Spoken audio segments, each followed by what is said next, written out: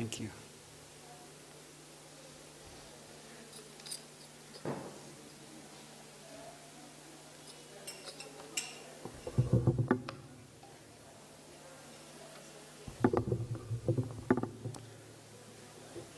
Jai Radha Madhava Kunja Vihari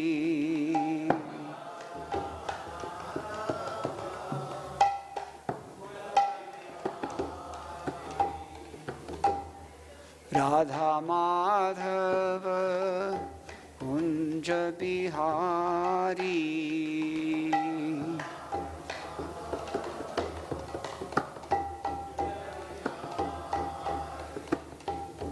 Gopijana Vallabha Girivaradhari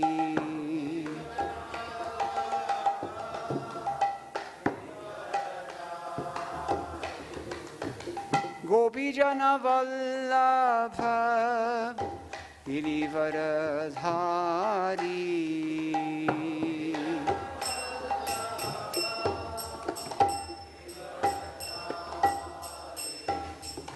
Yashodanandana Brajajana Ranjana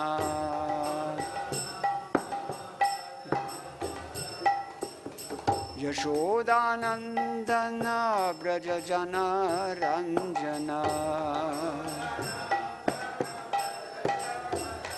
Jamuna Tira Vanachari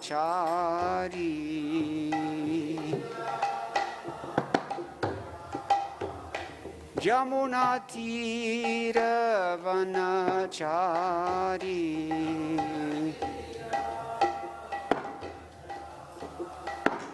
Jai Radha Madhava Kunja Vihari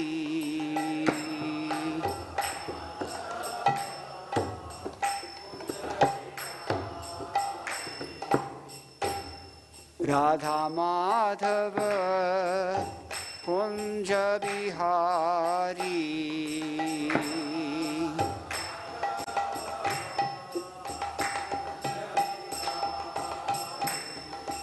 Gopijana Vallabha Girivaradhari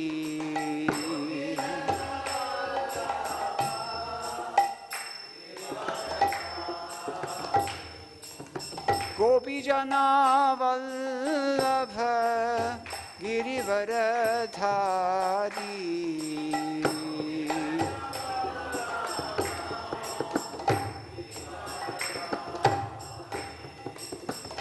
Yashodanandana Brajajana Ranjana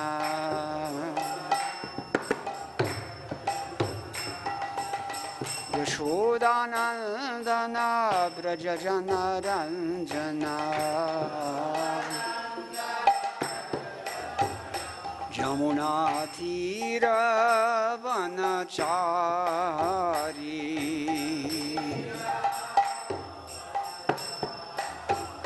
Jamuna Tira Vanachari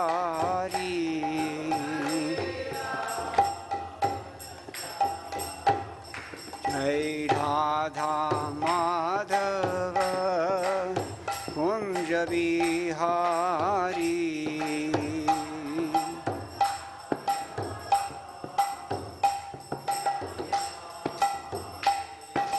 Radha Madhava Kunja Vihari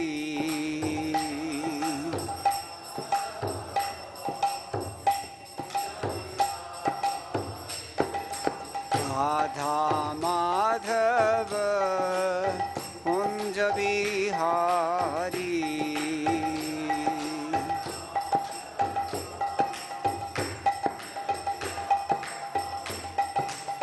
Radha Madhava Kunja Vihari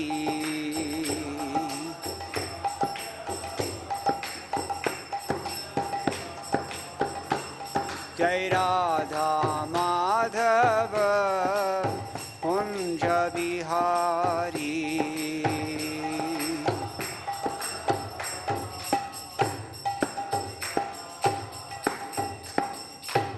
Namalayam Vishnupad Paramahamsa Parvajagacharya Ashtottara Shata Shri Srimad Srila Abhay Chanararanda Bhaktivedanta Swami Maharaj Srila Prabhupada Ki Jai Ananta Koti Vaishnava Vrinda Ki Jai Namacharya Srila Thakur Haridas Ki Jai Prem Se Kaho Sri Krishna Chaitanya Prabhu Nityananda Shri Advaita Gadadhara Shivasari Gaur Bhakta Vrinda Ki Jai Shri Shri Radha Krishna Gopa Gopinath Shyam Kunda Radha Kunda Giri Govardhan Ki Jai Vrindavan Dham Ki Jai Navadip Mayapur Dham Ki Jai Ganga Devi Ki Jai Yamuna Mai Ki Jai Bhakti Devi Ki Jai Tulsi Rani Ki Jai Samaveta Bhakta Vrinda Ki Jai Shri Harinama Sankirtana Ki Jai Grantaraj Srimad-Bhagavatam Ki Jai ISKCON PBT Samsthapak Acharya Srila Prabhupada Ki Jai Go Premanande.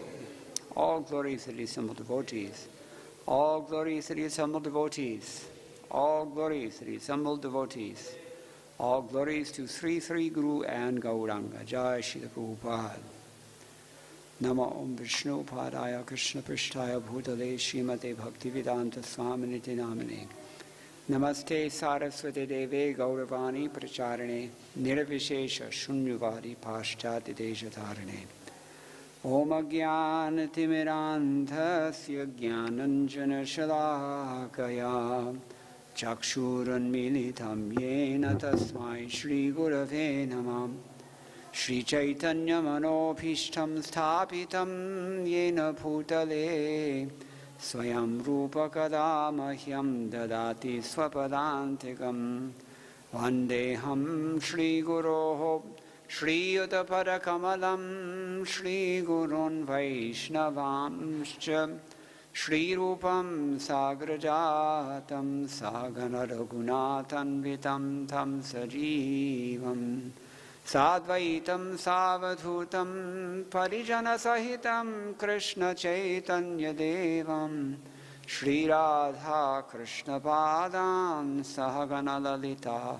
Shri Vishakhan Vitamscha He Krishna Karuna Sindho Dinabandho Jagaspate Gopesha Gopika Kanta Radha Kanta Namostute Tapta Kanchana Gaurangi Radhe Vrindavaneshwari Vrishabhanusute Devi Pranamami Hare Priye Namo Mahavalanyaya Krishna Prema Pradayate Krishnaya Krishna Chaitanya Namne Gaura Tvishe Namaha Vanchakalpatarubhyascha Kripa Sindhubhya Evacha Patitanam Pavanebhyo Vaishnavebhyo Namo Namah Jaya Shri Krishna Chaitanya Prabhu Nityananda Shri Advaita Gadadhara Shri Vasadi Gaura Bhakta Vrinda Hare Krishna Krishna Krishna Hare Hare Hare Rama Rama Rama Hare Hare Madgavira Vigopala Swikuryat Kripaya Yadi Tadaiva Sampaya Pitva Hrishyeyustat Priyajanaha. We are continuing with our English reading from Srila Prabhupada Lilamrita by Satsvarup Das Goswami, and we're on the chapter entitled How Shall I Serve You? Chapter 4 of the first volume of the Lilamrita. We're on page 103 in this particular edition, which was printed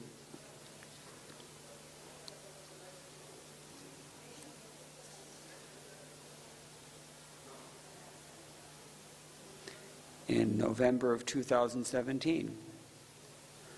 So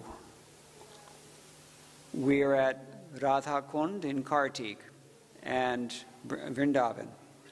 And Srila Prabhupada is visiting there from Mumbai, and he's spoken with Bhaktivedanta Saraswati Thakur and he was hearing from his spiritual master, and we're on the banks of Radha Kund.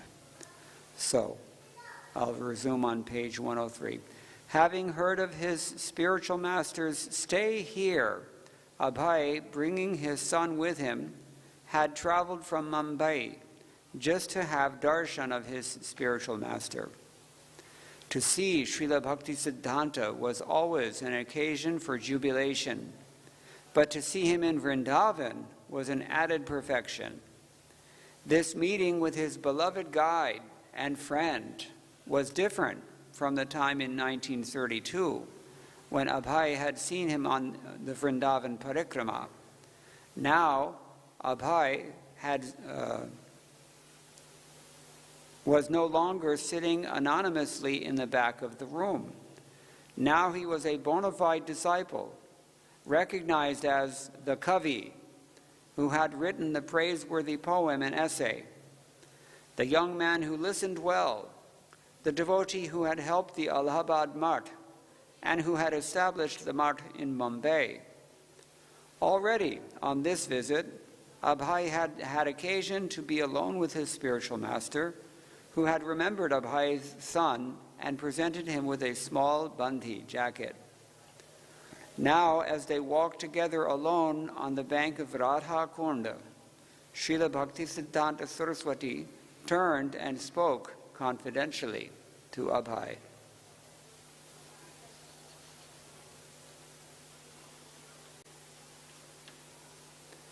There had been some quarreling amongst his leading disciples in Kolkata, he said, and this distressed him very much. Even now, in Vrindavan, it weighed heavily on his mind. Some of his disciples had been fighting over who would use various rooms and facilities at the Gaudiya Mutt headquarters in Kolkata. These devotees were all members of the same Mutt, and the building was for propagating Krishna consciousness under the leadership of Bhaktisiddhanta Saraswati. Yet even in their spiritual master's presence, they were quarreling.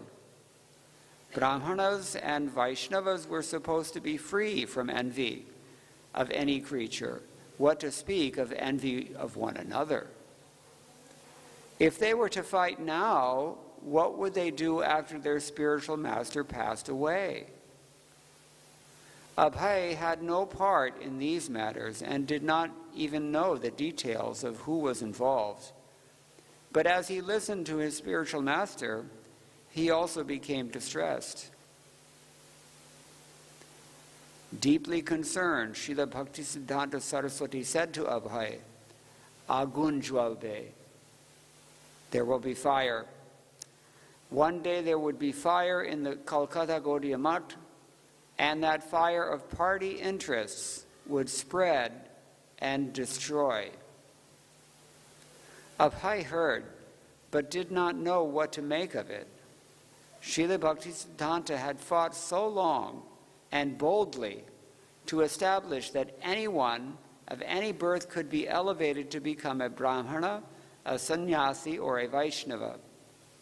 But if his followers became contaminated by a little wealth and the desire for prestige, thereby showing themselves to be still low-class men despite their training and purification, then his mission would be disrupted. If in the name of religion they became attached to ease, position, and prestige, it could only mean that they had failed to grasp the teachings of their spiritual master. Srila Prabhupada, this is him recalling. He was lamenting that these men are simply after the stones and bricks of the building. He condemned. He was very, very sorry. When we were living in a rented house, Srila Bhaktisiddhanta said, if we could collect 200 or 300 rupees, we were living very nicely at Ultadanga. We were happier then.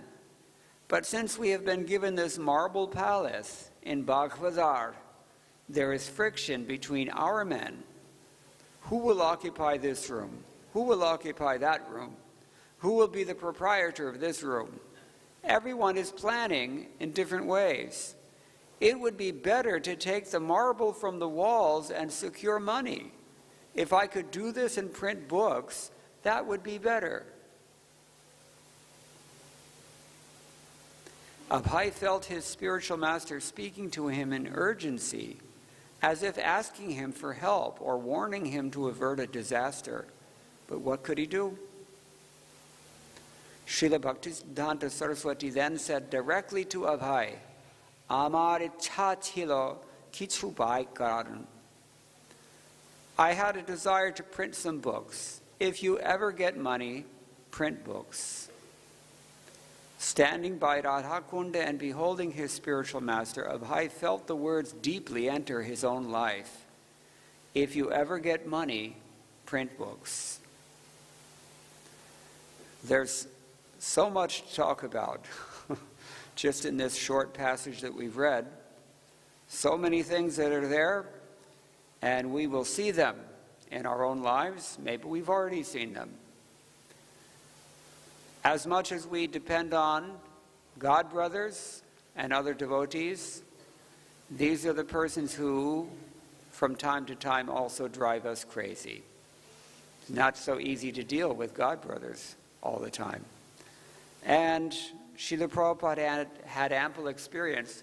His God brothers were not only not encouraging him in his service, they were directly opposing him, working against him in his service. And Srila Prabhupada's only interest was to fulfill the direct instruction he had received from Bhaktisiddhanta Saraswati Thakur, which we've heard here. If you ever get money, print books. So this was 1935, just about a year before Srila Bhaktisiddhanta Saraswati Thakur, not even a year, maybe not even 6 months later, Srila Bhaktisiddhanta Saraswati Thakur had left this world. Srila Prabhupada told us that Bhaktisiddhanta Saraswati Thakur was disappointed with his disciples on account of this: party spirit, personal ambition, desire, non-devotional desires for profit, adoration, distinction. These are the weeds that choke our devotional creeper. Bhakti lata. The cultivation of bhakti is compared to growing some lata. And that lata can be choked by so many weeds that are not part of the garden. And in the same way, our devotional creeper can be suffocated or choked or destroyed even by a proliferation of all these weeds. Weeds in the form of desires for personal profit, personal adoration, personal distinction from others. What to speak of gross material desires in the form of so many sense gratifications, indriya tripti. So this was unfortunately the example set by the leading members of the Gaudiya Math, the leaders. What do you do when the leaders are off? This is a problem. So Srila Bhaktisiddhanta Saraswati Thakur, Srila Prabhupada said, was not pleased with his disciples. And he left early for that reason. That's why Srila Prabhupada said he left. He was only, I think, maybe in his 60s, relatively early when he left this world. So, and this is why. So these devotees, they had struggled very hard. The Gaudiya Math in the 1920s especially, and in the 1930s, just about 100 years ago, Gaudiya Math had become so wildly successful that they were able to create huge crowds in Kolkata when they had a big procession for I think it was the opening of that Baghbazar temple, if you've seen it. Big marble, beautiful temple. But there were weeds growing in people's hearts. And if we don't very carefully pull out these weeds that are taken root within our own hearts, those weeds will eventually choke us too. They will choke our devotional creepers. They will choke this institution. It can happen. Don't doubt it. It already did happen. And for those who have been around long enough in ISKCON,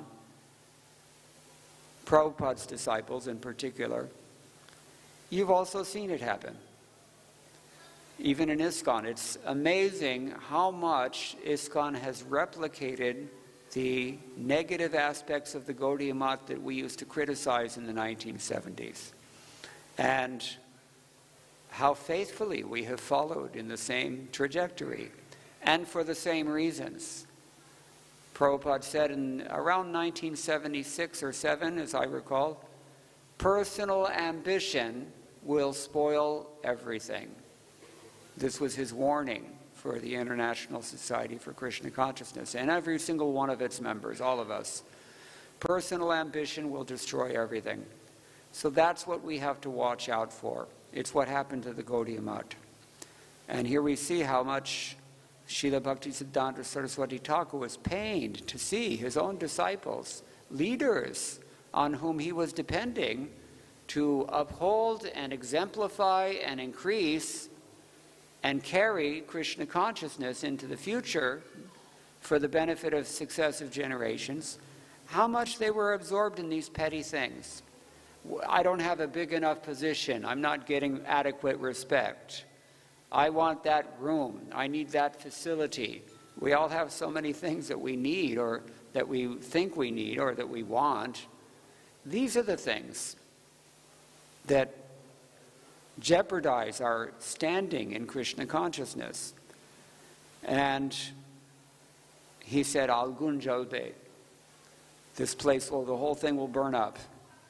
So it so happened, actually. It's amazing how accurately he had predicted the situation.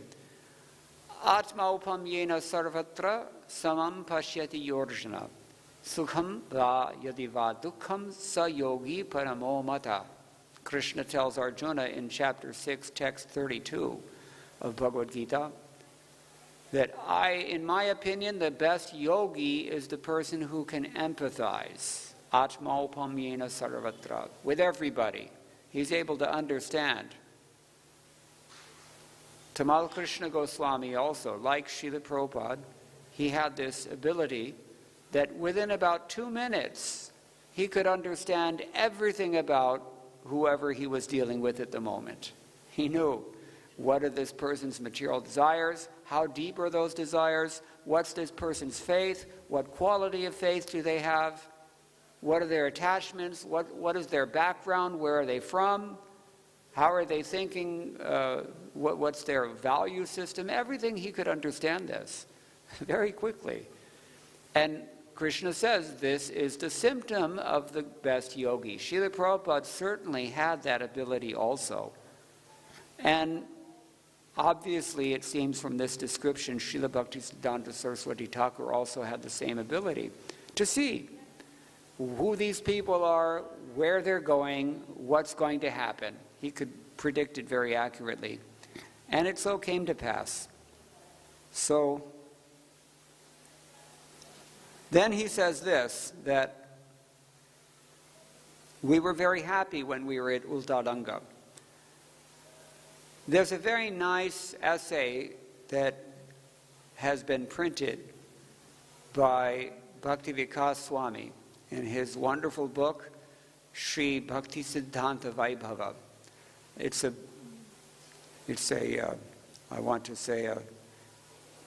comprehensive biography hagiography of Srila Bhaktisiddhanta Saraswati Thakur, very carefully researched, very well written, and very informative depiction. So in one of the appendices there, I think he has included this essay that Srila Bhaktisiddhanta Saraswati Thakur wrote called Putana. Anybody has read this essay? Putana. It's been translated into English. If you haven't read it, I highly suggest that you do that, because there Srila Bhaktivedanta Saraswati Thakur is very keenly describing all the problems that are created as soon as you create an institution, a religious institution. And he was undoubtedly speaking from personal experience.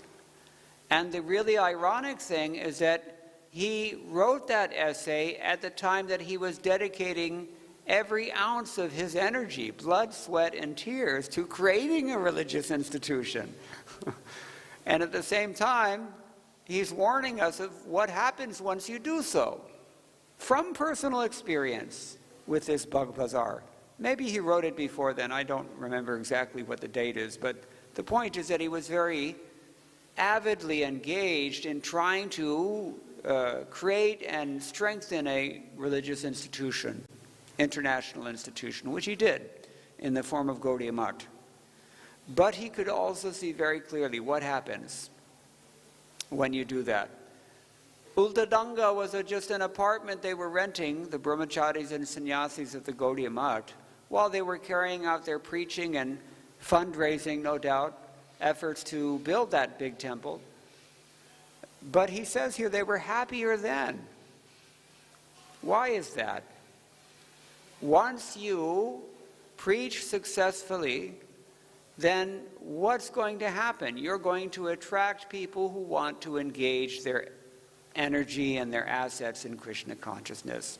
And what kind of energy and assets do people engage? They have money, they have talents that they can offer, they have service that they're willing to do, they have maybe personnel that they can provide, so many things. These are the things that people are mad after in this material world. Everyone wants dhanam, janam, sundarim, kavitam. These are the list given by Chaitanya Mahaprabhu. They want money, they want the opposite sex, they want the followers, they want learning. And once you preach successfully, all these things are offered by the grace of Daivi Maya, the Lord's energy. And if our hearts are not sufficiently purified, then we misuse these things. That's the problem. And even if you are recognized as a great devotee, if you have maintained material attachments within your hearts, then you will be tested with these things. And then you have to show Krishna, what are you going to do now that there's a crossroads that you've come to? What choice are you going to make?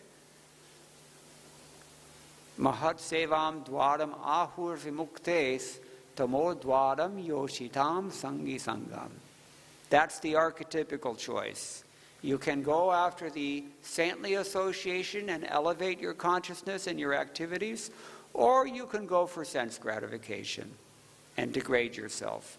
This is an eternal choice. Every day we have to make, every moment we have to make this choice.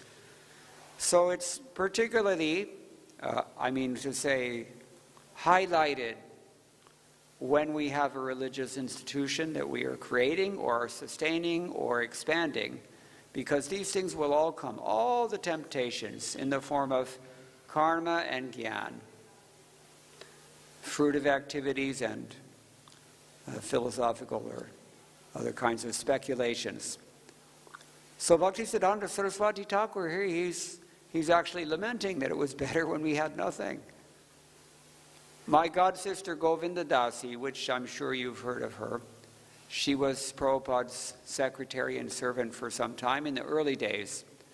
She told me that my prayer is that I can always take birth again and again wherever Srila Prabhupada goes, so that I can assist him in his preaching efforts, but only in the beginning.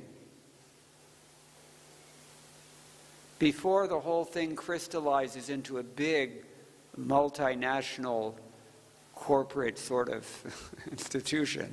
She says, I like it better in the old days, when he was just Swamiji and nobody had any money and there was nothing to fight over. Because when there's a conflict amongst devotees, what is causing that? There's some time, many years ago, I remember that there was a GBC conclusion on this, that we have conflicts among devotees usually over limited resources or miscommunication or a clash of values. These are the three main reasons that they had given. Here we see it's a case of competition over limited resources. Even you have a big Bag Bazaar marble temple, wonderful building, but there's only so many rooms in that building. And maybe some people wanted more than one room. So that's an obvious thing.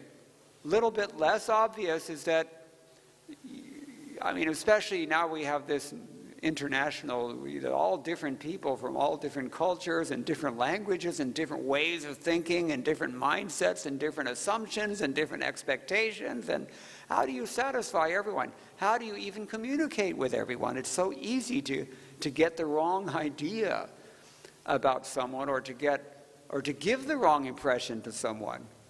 That's called miscommunication. And especially it's effective if we only do so through the internet rather than in person. It's very easy to misunderstand people. And then finally there's a clash of values. This is another thing. When we have, as I said, different cultures, different expectations, different mindsets, we have different value systems. And when these things, sometimes they're not always compatible. So that can cause friction. These are the things we have to watch out for. So it can actually get so bad that our own Acharya wishes he never started the thing. It can happen. It did happen. We're reading about it. So this is why we always have to be on guard. As we've heard in the 5th canto from, who is it? Maharaj Rahugana and Jarabharata, the warning is given, never, ever, ever trust your mind. It doesn't matter how much of a devotee you think you are. It doesn't matter how much of a devotee other people think you are. It doesn't even matter if someone that you respect and have full faith in tells you how much of a devotee you are. Still, you can never, ever trust your mind. So what do you have to do instead of trusting your mind? How do you make decisions? What do you do and what do you not do? Krishna tells us this where? In Bhagavad-gita. I'll give you a hint. Chapter 16. Anyone know the verse I'm thinking of? Tasmat chastram pramanam te karya vijanataha. He says discriminate. Discrimination is a bad word quite often. But discrimination is also the key word. It's the primary characteristic of madhyama adhikar.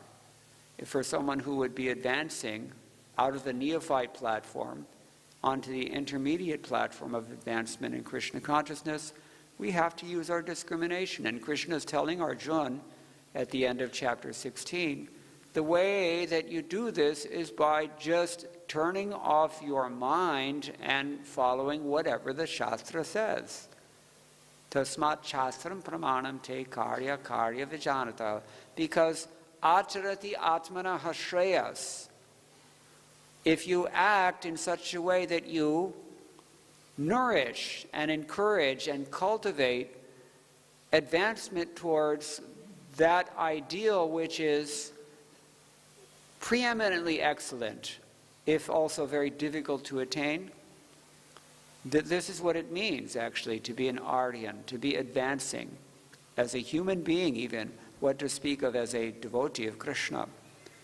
So it's very, very important that we follow an objective set of ground rules to govern human behavior, and that is what the Shastra gives. This is why the single most voluminous body of instruction that exists in the Sanskrit language is the Dharma Shastra. Dharma Shastra. Because Dharma Shastra attempts to take the abstract principles of Vedanta philosophy, or even Bhagavata Dharma, and translate them into ground level practical reality. What are you going to do and what are you not going to do? This, Krishna says, has to be determined on the basis of what the Shastra enjoins. And sometimes, believe it or not, the Shastra doesn't give instructions on every conceivable scenario that might arise in our lives. What do we do then? This is a good point that Krishna addresses indirectly in the 11th canto. He says to Uddhava this time, Shruti pratyaksham aitihyam anumana chatushtayam. There are 4 ways that you can understand what's real and what's not real, or what to do and what not to do in this world. 4 ways. 1 you can see with your senses. We know the flaws of that process. Another one you can imagine or speculate in your mind. That's also a flawed process. The best thing is you hear authoritative assertions, but sometimes those aren't clear also, as we're discussing. And so he gives a 4th pramana. What is that? Aitihyam. Aitihyam means shishtachara, the behavior that is exemplary and traditional amongst those persons who are fully trained and fully embody the ideals of Krishna consciousness. In other words, Mahajano yena gata sapantha. Whatever the Mahajanas or whatever your forefathers have done before you, or whatever your spiritual predecessors before you have done, with the understanding that it is dharma, that you should do. That's called shishtachara. So this is another thing to consider here. Anyway, we don't want to get too far afield, but these are just a few comments here on what Srila Bhaktivedanta Saraswati Thakur has told Srila Prabhupada, our Srila Prabhupada, back in 1935 at Radhakund. Now, fast forward several months. This is December 1936. Srila Bhaktivedanta was in poor health at Jagannath Puri. Abhay was in Bombay, and he wanted to write his Guru Maharaj a letter. He's a little bit kind upon me, Abhay thought. He'll understand my request. And he began to write, Dear Guru Maharaj, please accept my humble obeisances at your lotus feet. You have got many disciples, and I'm one of them, but they are doing direct service to you. Some of them are brahmacharis, some of them are sannyasis, but I'm a householder, I cannot. Sometimes I give monetary help while I cannot give you direct service. Is there any particular service I can do? 2 weeks later, Abhay received a reply. I'm fully confident that you can explain in English our thoughts and arguments to the people who are not conversant with the language of the other members. It's notable here that even in the 1930s, Srila Bhaktivedanta Saraswati Thakur had foreign disciples.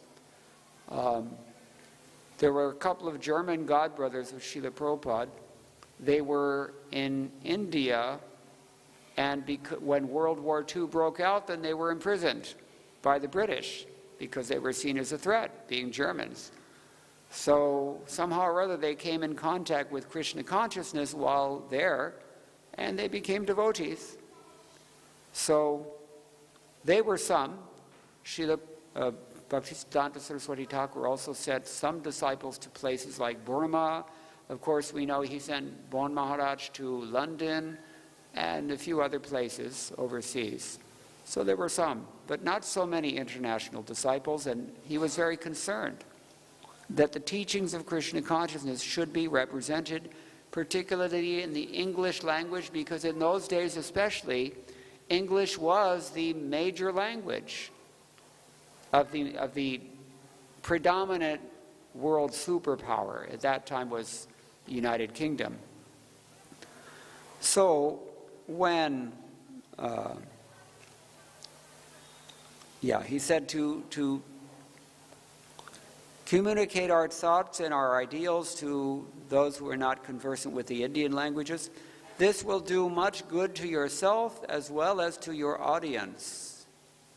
I have every hope that you can turn yourself into a very good English preacher if you serve the mission to inculcate the novel impression of Lord Chaitanya's teachings in the people in general, as well as philosophers and religionists. Abhay at once recognized this to be the same instruction he had received at their first meeting in 1922. He took it as a confirmation. There was now no doubt as to the purpose of his life.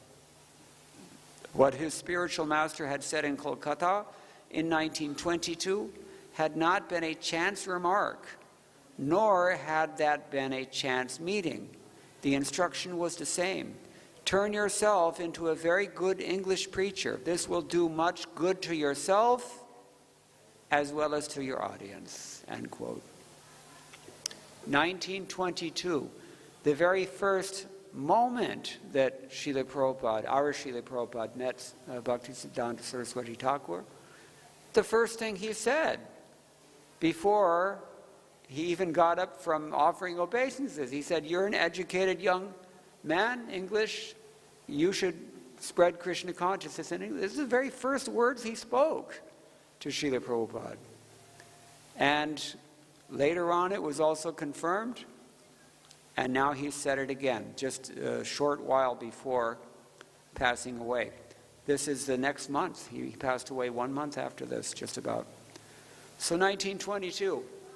Then in 1922, Prabhupada received this instruction. 50 years later, Srila Prabhupada published his Bhagavad-gita as it is in the English language, 1972. Now it's 50 years after that. What have we got to show? The Gaudiya Math had been given the same instructions that Srila Prabhupada had been given. What instructions have we been given? How well are we following them? How well have we fulfilled them? This is for us to meditate on now that it's 2022. 100 years later. So, Srila Bhaktivedanta Saraswati Thakur passed away from the mortal world on January 1st, 1937. He had been spending his last days reading Chaitanya Charitamrita and chanting on his beads. When a doctor had visited him, wanting to give him an injection, Srila Bhaktivedanta Saraswati had protested. "Why are you disturbing me in this way? Simply chant Hare Krishna, that's all." Amongst his last words to his disciples were, quote, "I advise all to preach the teachings of Rupa Raghunath with all energy and resources. Our ultimate goal shall be to become the dust of the lotus feet of Sri Sri Rupa and Raghunath Goswamis.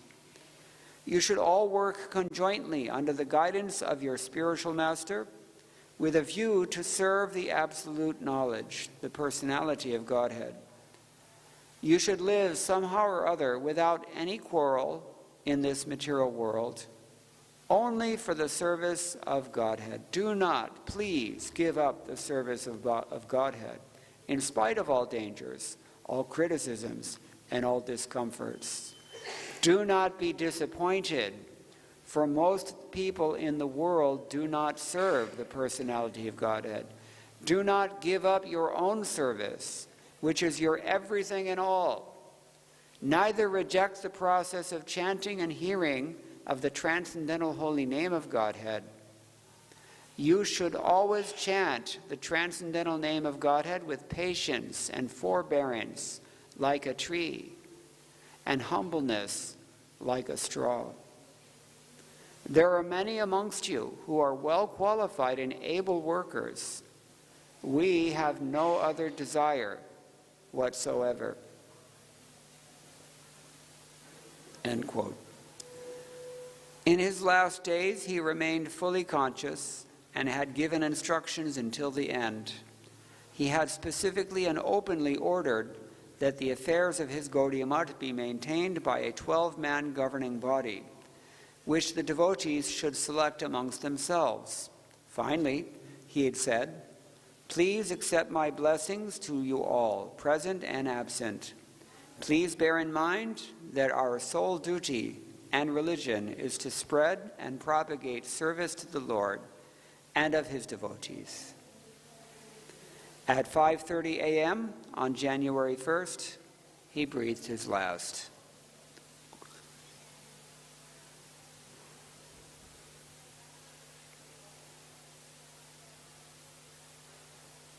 Word very soon reached Abhay in Bombay. His immediate response was to cry with grief. No more the joy of an anticipated meeting. No more trips to Calcutta or Vrindavan on the plea of business, just to see the tall, commanding form of Srila Bhaktisiddhanta, the evangelic angel. This sense of never meeting again was difficult to bear. Philosophically, Abhay knew that there was no reason to lament. Bhaktisiddhanta Saraswati had come into the world to execute the mission of Lord Chaitanya, and now it was required that he leave this place and go to another, where he would again engage in the same activity. Yet even armed with this philosophy, Abhay felt all alone. His two great well-wishers were gone, his father and now his spiritual master. It will happen to you if it hasn't happened already. It happened to me. Everyone has to undergo these things. Every generation has to undergo the same tests. That's why it's so valuable for us to hear these things. But he felt grateful that he had received a special mercy, a final instruction, just 2 weeks before his spiritual master's departure. Abhay read his letter again and again. There would not be another. The intimate talks and meetings were now gone. But by this letter especially, Abhay would live in the instructions of Bhaktisiddhanta Saraswati. The letter had come just in time. Now he knew for certain, no matter what anyone else said, how to please his spiritual master and stay linked with Krishna. Following his order, he would conquer the feeling of loss at the disappearance of his most affectionate well-wisher. Srila Prabhupada ki jai. Does anyone have any questions or any comments? We can discuss for just whatever few remaining minutes we have.